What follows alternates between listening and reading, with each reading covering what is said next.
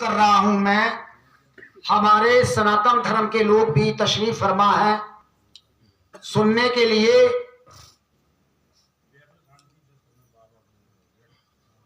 तो अब ये कहा जाए प्रवचन किसे कहते हैं? उर्दू में प्रवचन तकरीर को कहते हैं, और तकरीर को किसे क्या कहते हैं? प्रवचन। हिंदी में अब ये मसला संतों का आता है, वो अपने अपने मकानों के अंदर, अपने अपने मज़ारों के अंदर आराम फरमा रहे हैं, सो रहे हैं। इस्लाम धर्म में समाधि बनाई जाती है और सनातन धर्म में भी समाधि बनाई जाती है। जो संत होते हैं, बड़े बड़े संत, बड़े बड़े ऋषि मुनि, उनकी समाधि बनाई जाती है या उनको जल परवार किया जाता है, दरिया में बहा दिया जाता है।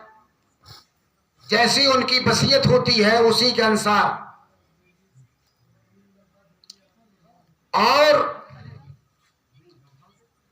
उस अल्लाह का कोई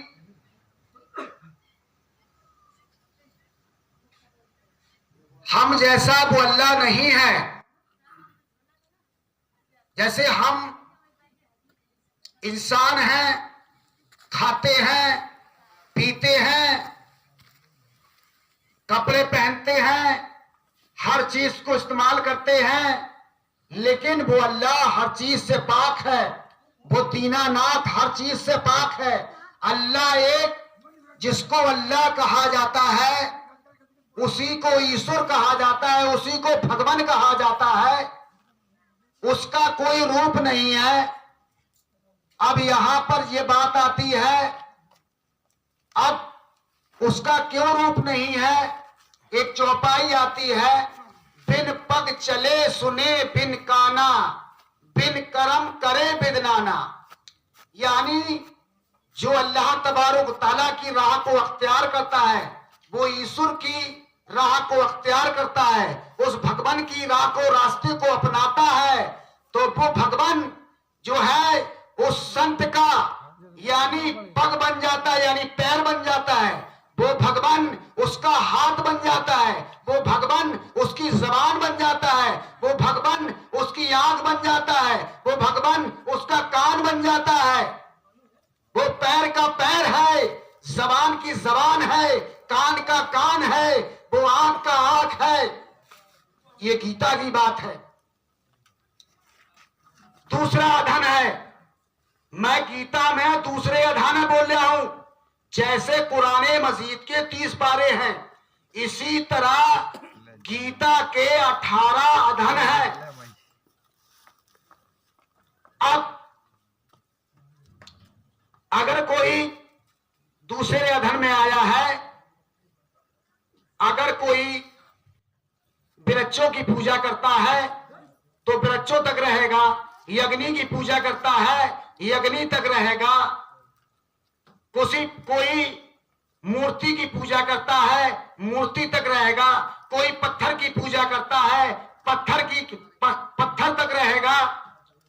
और जो वो भगवान, वो अल्लाह की जाते पाक, वो ये कह रहे, जो मेरा बगैर निशान कहीं पर बैठकर मेरी बंदगी करता है, मेरी इबादत करता है, मेरी रियाजत करता है, मेरा जाप करता है, मेरे तक रहता है।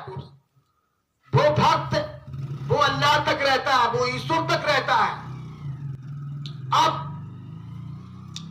जो भूतों की पूजा करता है भूतों तक रहेगा, यज्ञ की पूजा करता है यज्ञ तक रहेगा, वृक्षों की पूजा करता है वृक्षों तक रहेगा, पत्थर की पूजा करता पत्थर तक रहेगा, जो मूर्ति की पूजा करता मूर्ति तक रहेगा।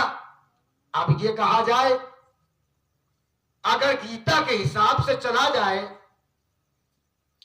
तो हम और आप अगर गीता के हिसाब से चलेंगे तो किसी मंदिर के अंदर जाकर हम पूजा नहीं कर सकते हैं गीता के हिसाब से, क्योंकि श्री कृष्ण भगवान ने अपनी भी पूजा नहीं कराई है,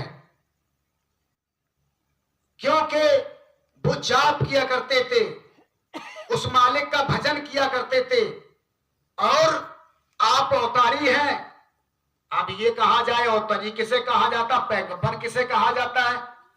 पैगंबर जो है इस्लाम धर्म में पैगंबर कहा जाता है, अंबिया के नाम कहा जाता है। सनातन धर्म में अवतारी कहा जाता है। जो अवतारी होता है, जो पैगंबर होता है, उस पर आकाश वाणी होती है। उस ईश्वर की तरफ से, उस अल्लाह की तरफ से आकाश वाणी होती है, किताब नाजिल होती है। जैसे कुरान मजीद नाजिल हुई है सरकार मदीना अहमद मोहम्मद मुस्तफा सल्लल्लाहु अलैहि वसल्लम के ऊपर, और गीता जो है श्री कृष्ण भगवान के ऊपर नाजिल हुई है। गीता किसी मनुष्य की लिखी हुई नहीं है, कुरान किसी की इंसान की मनुष्य की लिखी हुई नहीं है। उसकी बातें सच्ची हैं, पक्की हैं, लेकिन अगर गीता के हिसाब से चला जाएगा कभी किसी से लड़ाई नहीं होगी। अब ये कहा जाए वो कैसे, जब श्री कृष्ण भगवान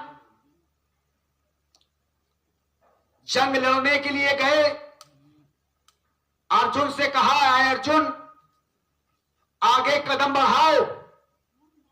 अर्जुन ने कहा, ऐ दीनानाथ, ऐ भगवान, आगे ये मेरे फूफी के हैं, यानी ये हमारे बुआ के लड़के हैं, ये मेरे मौसी के लड़के हैं। अब श्री कृष्ण भगवान के फरमाते हैं, ऐ अर्जुन,